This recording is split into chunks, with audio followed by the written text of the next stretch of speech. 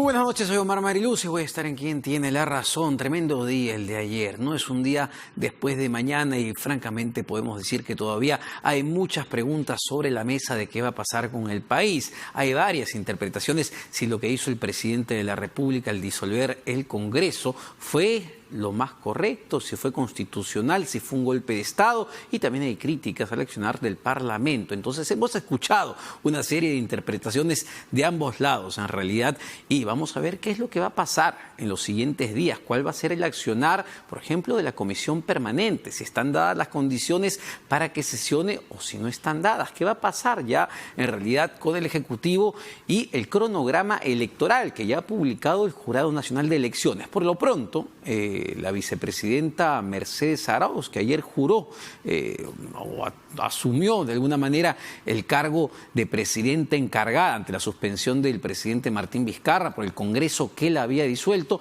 ha dado varias declaraciones y entrevistas a la prensa extranjera, donde lo que ha dicho, ya con un tono mucho más calmado, es que ha sido un acto político lo que hemos visto el día de ayer.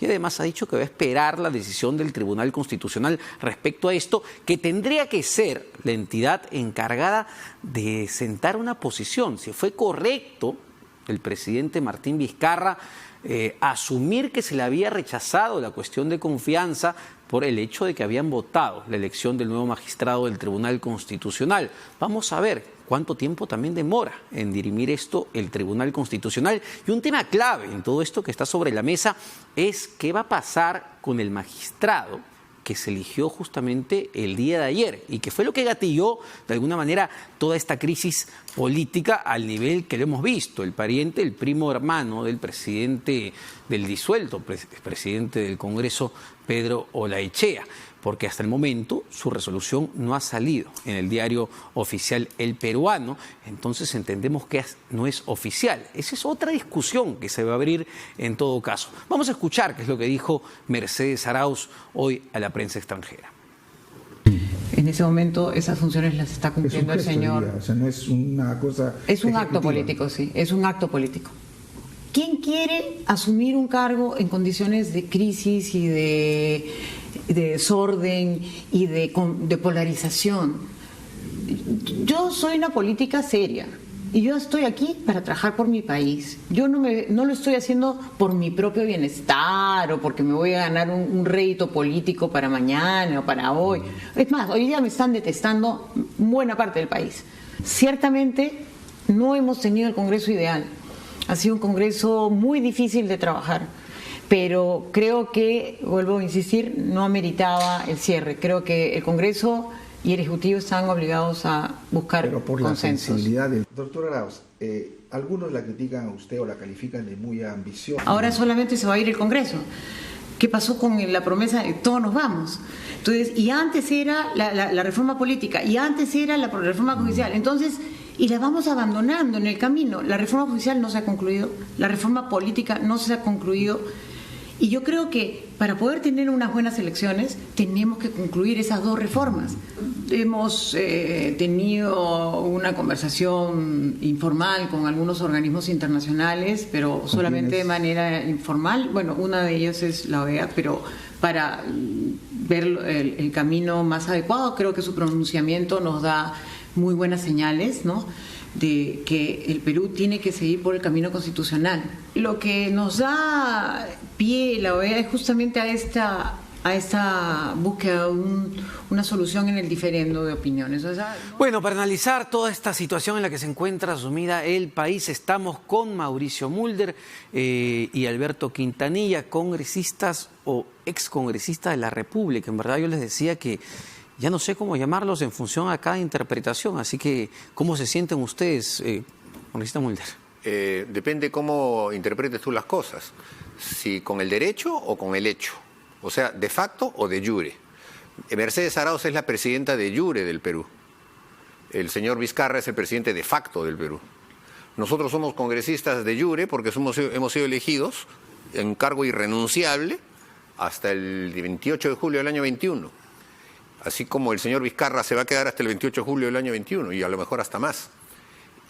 Pero evidentemente hay una situación de facto, que es que ahora, para que un congresista pueda ejercer su función, tiene que pedirle permiso a un policía que con una lista dice, usted entra, usted no entra. O sea, no hay libertad ya. Eso es justamente dictadura.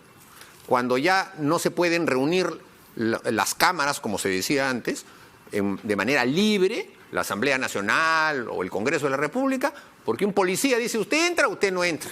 Eso ya es justamente la demostración palmaria de lo que es una dictadura, cuando es la fuerza bruta la que decide cómo se disuelven o se resuelven, las discusiones entre los políticos. ¿Se pudo haber evitado, digamos, esta situación de crisis? Yo recuerdo que usted, digamos, antes de que se sucediera todo esto en Ampliación de Noticias, temprano dijo que todavía había espacio, digamos, para resolver esta crisis y que era probable incluso que se pueda votar la cuestión de confianza previamente a la elección porque quizá no tenían los votos. ¿Fue un error político de parte del Parlamento también, llevar hasta esta situación? Lo que yo dije en Ampliación de Noticias y después lo trasladé a la Junta de Portavoces era que si los grupos políticos que habían propuesto a los candidatos para el Tribunal Constitucional tenían la certeza de que se tenían los 87 votos, entonces, bueno, eso estaba absolutamente limpio. Pero si no la tenían, entonces era mejor y más prudente, para evitar que no saliesen, como fue el caso de uno de ellos, Sánchez Palacio, no salió y ahí nomás se terminó. Para evitar eso, se hubiese entrado en un mecanismo de discusión del proyecto de ley, pero eso sí, modificándolo, porque ese proyecto de ley estaba violando la prerrogativa fundamental que tiene el Congreso de la República, que es la elección de los miembros del Tribunal Constitucional, y en eso el presidente de la República y el Poder Ejecutivo no tienen absolutamente nada que hacer. No podían hacer una cuestión de confianza sobre un tema que tiene que ver sobre una prerrogativa constitucional pura, y no era un tema de gestión del Estado ni del Poder Ejecutivo. Entonces, discutíamos eso, recogíamos un tema, lo aprobábamos y después votábamos en función de ese criterio. Ya no el mismo día, sino el día siguiente. Pero como sí se pensó que se tenían los votos, como que de hecho lo tuvo, pero aunque fuera apretado, entonces esa elección es perfectamente válida. Nadie va a poder decir ahora que eso no se ha hecho, que no vale, que se violó la ley. Entiendo que nada. desde las bancadas de izquierda ustedes consideran que la elección, digamos, es ilegal. Es ilegal por el voto de la congresista Foronda. Miren, en primer lugar, en el proceso de elección de los miembros del Tribunal Constitucional ha habido una serie de irregularidades. La ley orgánica del Tribunal Constitucional dice, en la modalidad segunda que se ha adoptado, de que tiene que haber un proceso de selección. Y en segundo lugar, para haber un proceso de selección, en los antecedentes se ha invitado, se ha recibido sus acuerdos para invitar sus hijos, se ha evaluado, se les ha entrevistado y se ha debatido con ellos. Y después se ha hecho un informe. En esta oportunidad no. Todo eso que debía durar, en nuestra opinión, unos 30 días como mínimo, ha durado 30 minutos. Y eso es un fraude, eso es ir contra el sentido común y contra la ley orgánica del Tribunal Constitucional. En segundo lugar, otro error. El señor Pedro Olachea tenía la obligación de advertir al Pleno y a la Comisión de que estaba un primo de él postulando.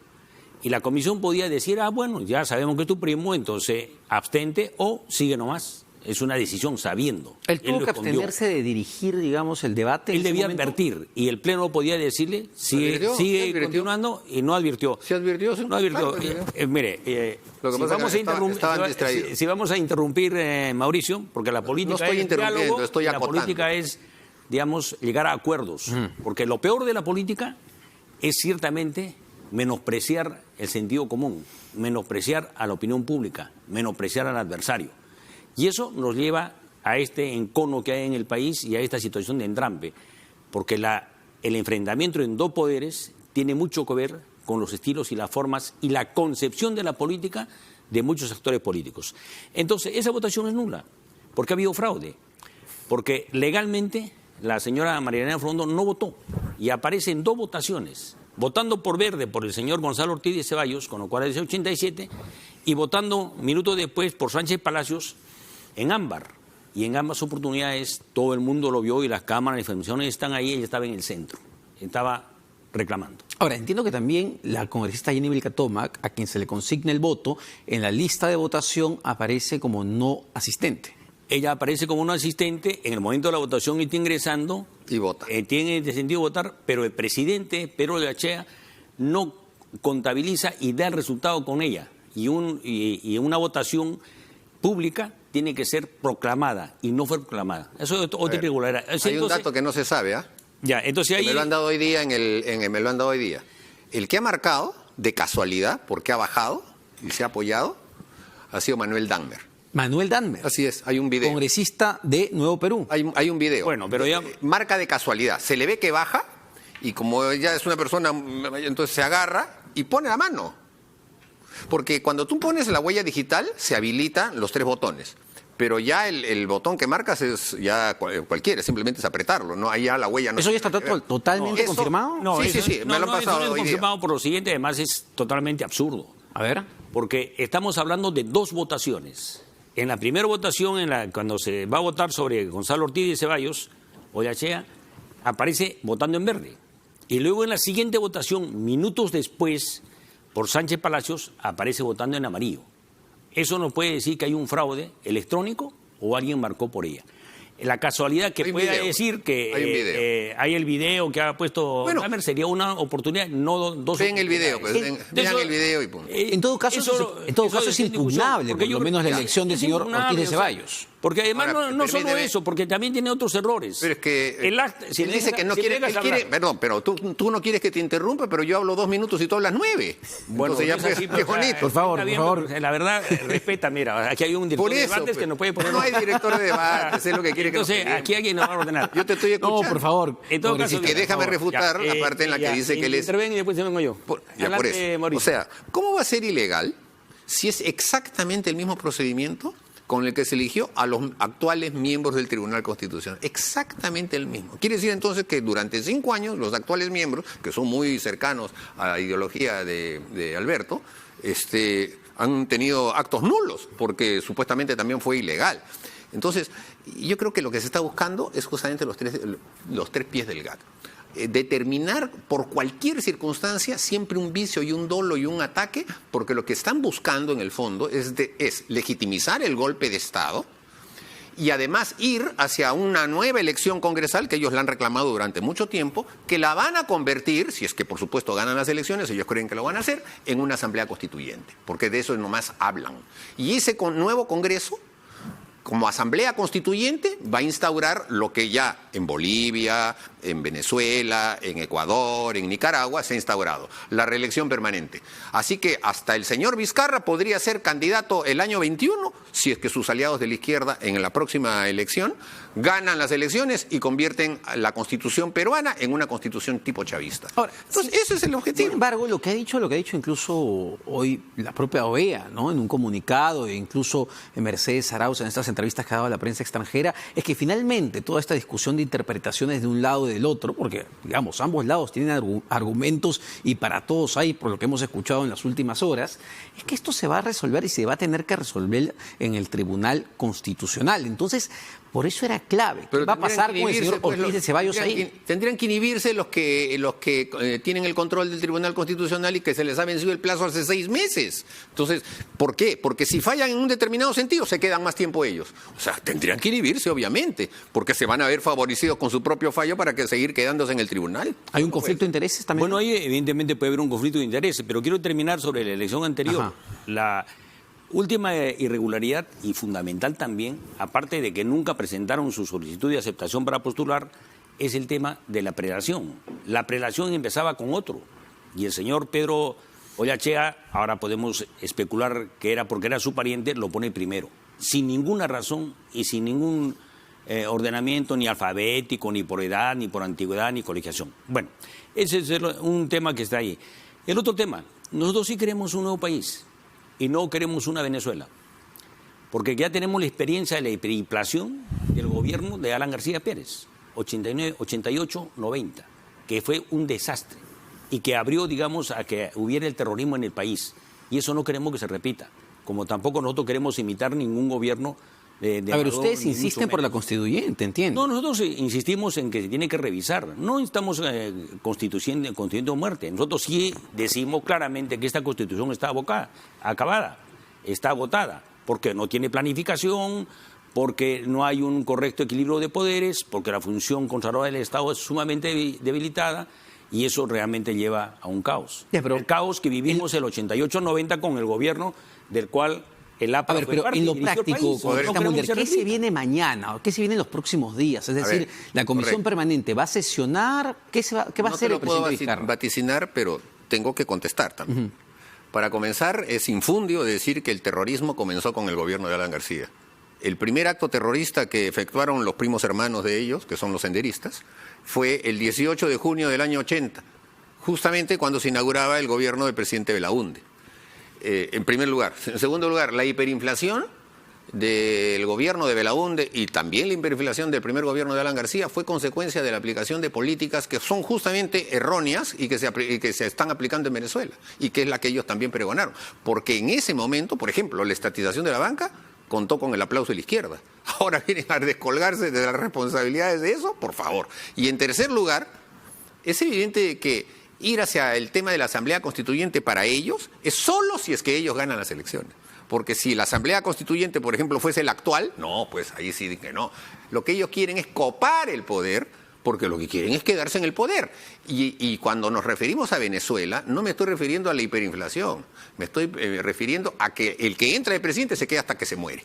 Eso es lo que ellos quieren. Ahora, solamente un paréntesis, porque la producción se comunicó con el congresista o excongresista Manuel Dahmer y él niega absolutamente lo que ha referido el congresista. Bueno, me han referido a mí Lucio... personas de la administración del Congreso que hay un video en el que se ve lo que yo acabo de describir. El video determinará. El video determinará. Sí, las imágenes, Tendrá el video que va a salir. tener que Pero ser lo ese que... paso, o sea, según tenemos información, dicen otros dos nombres, pero no dicen el de Manuel Dahmer. Pero en todo caso, ¿Quiénes digamos, son? Dicen del señor Heriberto Curro, si no me equivoco, perdón, Lapa, que habría sido el que habría pasado por ahí, pero tampoco se ve que pone el Que es de- brazo. ni es de la mucho bancada de menos. La bancada Fuerza Frente Popular. Amplio. En todo Frente caso, Pero en todo caso, ningún caso es absurdo- punible, porque no es a propósito. El absurdo es de que no va a votar dos veces en el mismo sitio y va a poner uno por verde y otro por... Lo que por, pasa es que había un amarillo. barullo. Pues, Entonces, ustedes digamos, movían para aquí, todas partes. esa Si hubiesen política- estado sentaditos, Pero no hubiese pasado eso. esa política de miente, digamos, yo creo que hay que dejarla de lado. Nosotros sí sostenemos, no es que el terrorismo haya empezado con Alan García Pérez, porque también, digamos, yo creo digamos, que ellos tienen mucha responsabilidad de explicar al país. No dijeron ante la tumba de Iliaos de que era una persona a la cual había que admirar.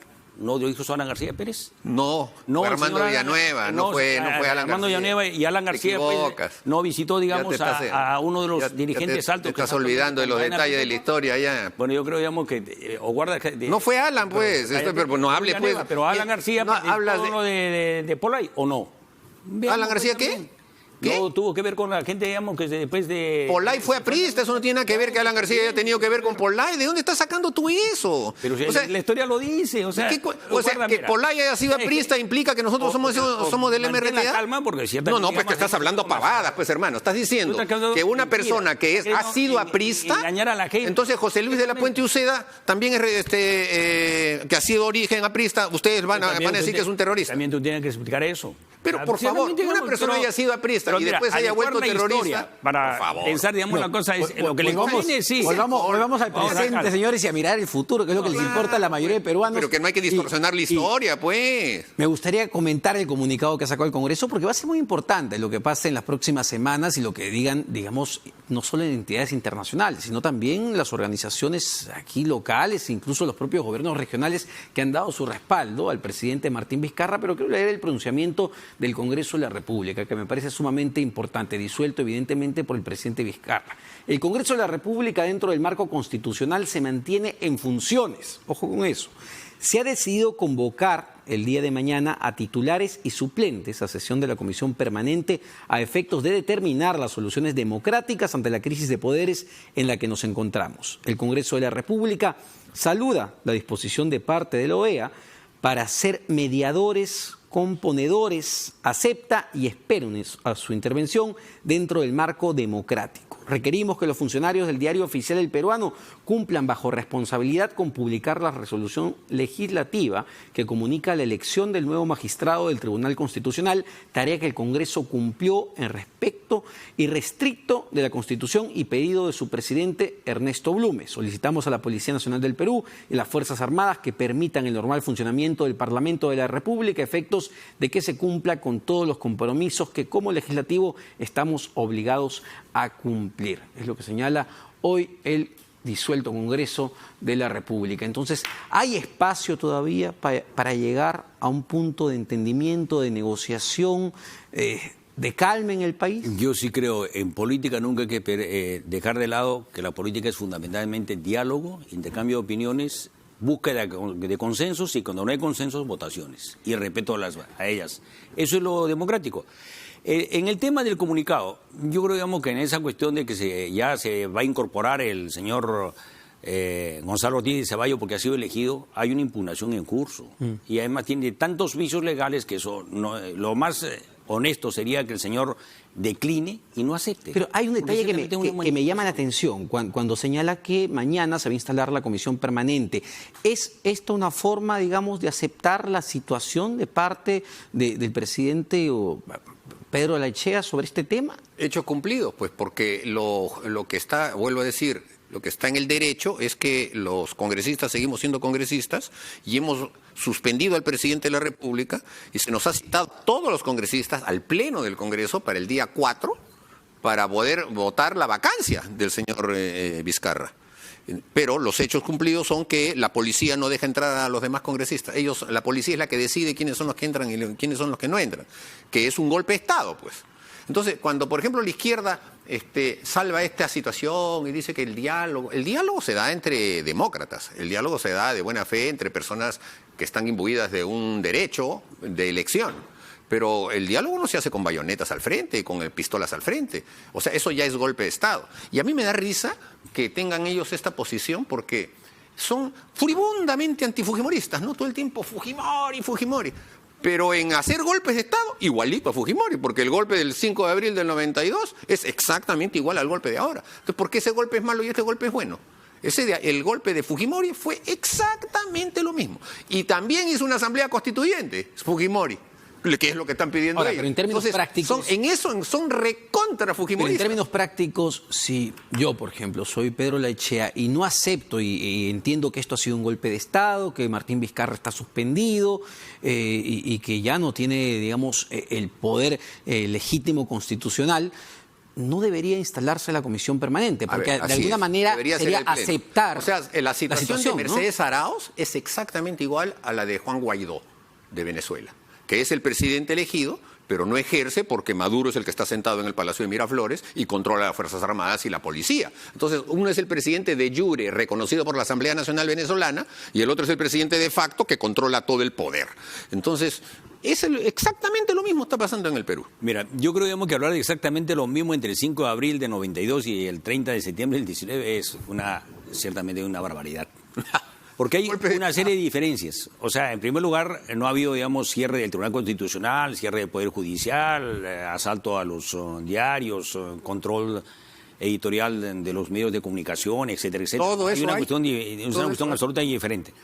Y el otro elemento, nosotros sí queremos conversar en el país para ver cómo sacamos. Pero no se rompió, valgan verdades, sí, ¿no? Porque uno, digamos, la gente aquí en estos últimos meses se ha convertido en constitucionalistas a la fuerza y buscamos interpretar las cosas, pero el presidente de la República no ha interpretado de manera antojadiza, valgan verdades, la Constitución, cuando en la entrevista que dio el domingo a Cuarto Poder dice que, bueno, si no se vota, si se elige, o sea, procede a la elección de los magistrados del Tribunal Constitucional, él va a dar por sentado que es un rechazo a la cuestión de confianza, es decir, claro, uno piensa que el rechazo a la cuestión de confianza tiene que darse con los votos. No se está interpretando yo creo, digamos, de manera que antojadiza. En materia político-constitucional y derecho constitucional político, también hay una dosis de realismo. Quien dirige un país, quien es aceptado por la población.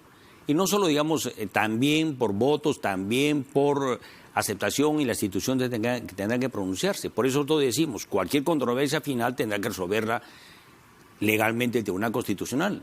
Cualquier otra situación, nosotros recurrimos a que la población se manifieste de forma pacífica. Ahí viene otro tema. ¿Cuánto puede tardar, y lo conversábamos antes, congresista, cuánto puede tardar el Tribunal Constitucional, el TC, en dirimir este tema, de si fue o no fue constitucional? Un TC de cuyos miembros, de 7 miembros, 6 tienen el mandato vencido hace 6 meses. No deberían fallar. Deberían quedarse sin fallar nada y esperar a que se elijan los nuevos. Y los nuevos solo los puede elegir el Congreso.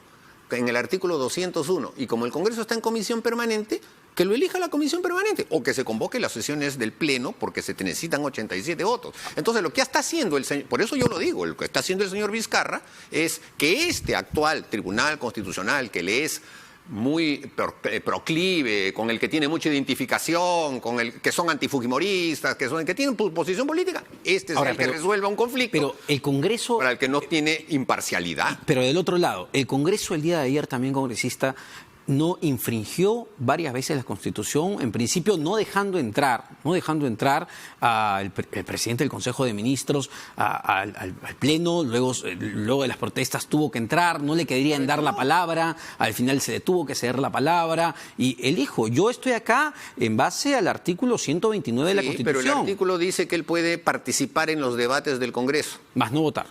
Y no votar. Pero no había debate, era un acto electoral. Pero hubo y a pesar de eso se le dio la palabra, se hizo la excepción y habló y presentó su cuestión de confianza. Y se ha votado a favor de su cuestión de confianza. Entonces dime, ahora, otra pregunta. ¿dónde está el atropello? No, pero había un debate, o sea, había un debate abierto previo a la votación. Se dijo, digamos, que cada bancada iba a tener 10 minutos para debatir previamente a la votación. Había un debate y él podía... Pero bueno, él habló, pues, ¿no? O sea, ¿acaso le dijeron que no habló? Caso, pongámonos de acuerdo. ¿Habló? Es constitucional que esté, se le quiso impedir.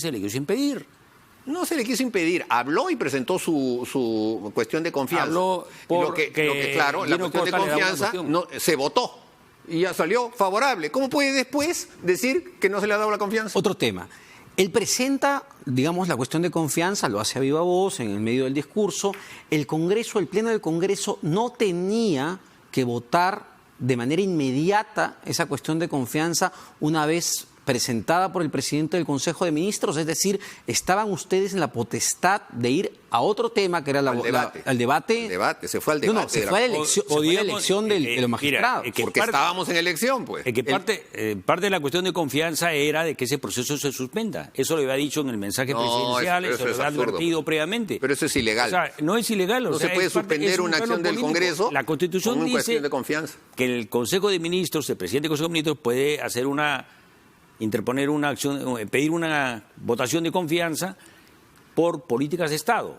Hay una política del Poder Ejecutivo que se quiere, digamos, proseguir con que se instale en el país un tribunal que realmente pueda dirimir de tanta importancia, porque había una serie de transgresiones, pues, o sea, lo que han hecho, digamos, que iba a ser un debate de selección pública fue en 30 minutos, donde en ninguna parte, ni materialmente, ninguno de los miembros de la comisión ha tenido la oportunidad de discutir y recibir. No es cierto, eso también se repite como Goebbels, como fachos, de los 30 minutos. No, eso es mentira.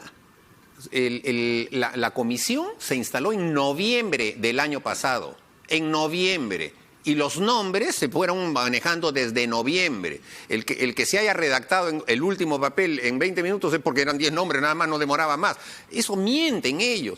El proceso, de acuerdo a la ley, orgánica. Pero es que miente. Pero, es mentira. De acuerdo a la ley orgánica dice que 6 meses antes, y hubo incluso un oficio que mandó el señor Blume, 6 meses antes se tiene que instalar la comisión. Lo que pasa es que el señor Salaverry, que es modular a la izquierda, aguantó el tema, lo congeló. A ver, pero nadie conocía a los candidatos hasta el 13 de septiembre. Por supuesto que sí. En noviembre hubo el oficio del señor presidente del Tribunal Constitucional advirtiendo que 6 meses antes para que se vaya haciendo el proceso. Pero nunca se instaló la comisión. Yo fui elegido miembro de esa comisión y nunca se instaló.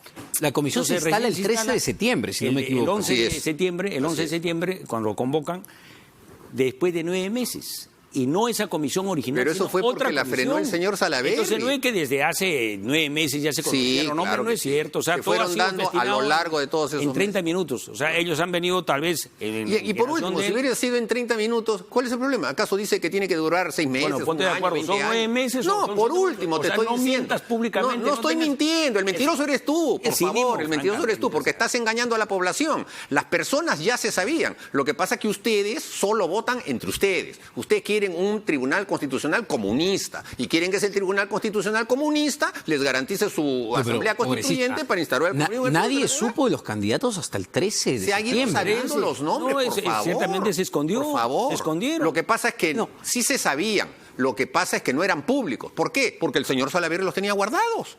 Pero sí se sabían porque ya se habían hecho las propuestas, por favor. Es una mentira grosera. A ver, Pero, ok, el Congreso estaba en toda la legalidad, incluso para algunos la legitimidad de elegir a los miembros del Tribunal Constitucional, porque ese poder le da la Constitución. Pero, a ver, por los timing, por el tiempo, ¿no costaba nada postergar probablemente esa elección un par de semanas más para discutir quiénes serán los candidatos? ¿Por qué la necesidad de hacer las cosas justo el 30 de septiembre? A ver, entonces... Yo le digo un problema. Este país se pasan los plazos, entonces hay que pasar los plazos, no importa, que no sé qué, hay que cumplir los plazos. O tiene que ver con que mañana los fiscales del equipo especial Lavallato van a entrevistar a Jorge Barata por el tema. No tiene nada que ver con el Tribunal Constitucional, que haya un nuevo Tribunal Constitucional que tiene que ver con lo que va a decir el señor Barata.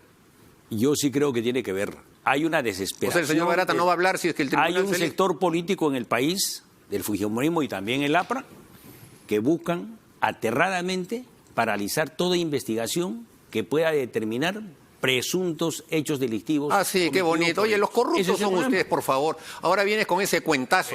Tú has defendido a todos los presidentes regionales corruptos que han tenido y que están presos ahora en el tema de Lavallato. El señor Acurio, el señor Cerrón, el señor Santos, por favor. Oye, ahora vienes a darte la de a imputarnos a nosotros eso. Ustedes han sido los más corruptos. Todos los presidentes regionales de izquierda están presos o prófugos. Cuando sepamos todos. el codinome de aquí de mi colega, Por favor. vamos a ver, explicarnos por qué la desesperación de él de mentir tanto y por qué De mentir oponerse a tanto. eso, claro. Ya, claro. Usted, los comunistas nunca mienten, los comunistas son virgencitas. Por favor, pues, di las cosas con veracidad, no vengas con tu demagogia de siempre.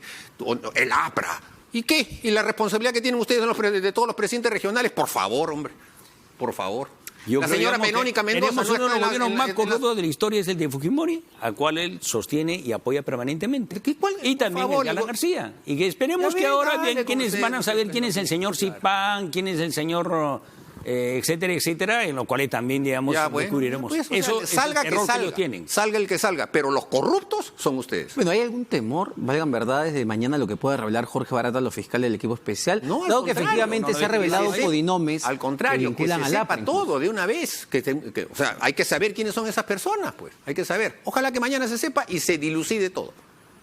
Bueno, para ir terminando esta discusión que se ha puesto intensa, hoy también se ha producido... Sí, muy intensa. Nos ha dicho terrucos, nos ha dicho corruptos, nos ha dicho falseadores, todo tipo de epítetos, por si acaso. Yo lo único que he hecho es defenderme de todos los ataques. Bueno, se ha dado lamentablemente en las calles hemos visto... La trayectoria del colega y la trayectoria mía. En las calles hemos visto una situación complicada el día de hoy también. Callando, pues. En las calles hemos visto una situación complicada el día de hoy también, ¿no? Hemos visto que al congresista Carlos Tubino incluso, o es congresista, depende de quién lo quiera interpretar, le cayó un cono. Fue agredido, fue agredido en medio del ingreso. Condenable y que sería bueno determinar el responsable y sancionarlo. Pero Eso A un adulto mayor tirarle por la espalda, además, ¿quién es el valientito que puede haber hecho eso? Y en turba. O sea, hay que ser recontra cobarde para eso. Pero, digamos, eso, que es totalmente cuestionable, ¿no estamos abriendo una caja de Pandora a partir de todo esto? Es decir, ayer hemos escuchado varias voces celebrar esto como si hay algo que celebrar, pero valgan verdades y sin ponernos en ninguno de los dos lados, estamos frente al fracaso de la clase política en general, que no ha podido ponerse de acuerdo. Es decir, ni el presidente de la República ha podido hacer política para entenderse con el Congreso y el Congreso también ha tenido actitudes que no quiso entenderse con el presidente. Entonces, muy poco que celebrar hay en estas circunstancias también. Yo creo que la situación de crisis sigue y la crisis es parte de la falta de tolerancia y entendimiento entre nosotros y entender que este problema tenemos que resolverlo haciendo política. Y hacer política es hacer actividades en favor de todo el pueblo y no en forma particular. Combatir la corrupción, caiga quien caiga, y renovar la política sobre todo, con nuevas formas. De acuerdo. La búsqueda de los consensos es un deber de todo demócrata. Y por eso, por ejemplo, es que la Constitución establece que para elegir a un miembro del Tribunal Constitucional se necesita 87 votos. O sea, obligado tiene que ser consenso político, ¿no es cierto? Pero cuando no se quiere el consenso político, o sea, se habla para afuera de que sí tenemos el diálogo, pero se sabotea el diálogo y después dicen que es ilegal cuando se alcanza la votación. Eso es justamente lo que nosotros denunciamos. Lo que hay hoy en el Perú es la intolerancia del golpe de Estado. Un golpe de Estado en el que el señor Vizcarra se ha convertido en un presidente de facto, porque ahora gobierna con la fuerza, ahora impide que el Congreso de la República siga investigando el tema de Chincheros, sigue investigando el tema de Conirsa, sigue investigando el tema de el Club de la Construcción. Ya no se va a poder investigar porque la Comisión de Fiscalización ha sido cancelada. Bueno, pues, albricias para el señor Vizcarra. Bueno, un comentario final. Nos han confirmado que el ex premier, presidente del Consejo de Ministros, Pedro Cateriano, no va a ser ministro de Justicia. Ayer fue un rumor muy fuerte, estaba muy voceado, se le vio incluso ingresar a Palacio de Gobierno, pero ya ha sido descartado. Pedro Cateriano no va a ser ministro de Justicia. ¿Un comentario final sobre esto? Bueno, yo por experiencia sé que cuando se vocea el nombre de un ministro, es la misma persona que lo suelta. Bueno, yo creo que es una decisión de él, o sea, no sé si lo habrán invitado o no, pero es una decisión personal. Hay que invitar a uno que asume un cargo, no como se hizo en la comisión, que se pone nombres y no se ha exhibido los documentos de aceptación de postulación al Tribunal Constitucional, otra irregularidad también. Bueno, armar un gabinete de estas circunstancias debe ser bastante complicado, porque quien quiera aceptar también sabe a lo que se va a enfrentar, no va a ser nada fácil. Evidentemente, pero es que justamente se hace para que no acepten, pues, y se quede el actual. Bueno, nos vamos a una pausa, no se vayan porque venimos con mucho más todavía.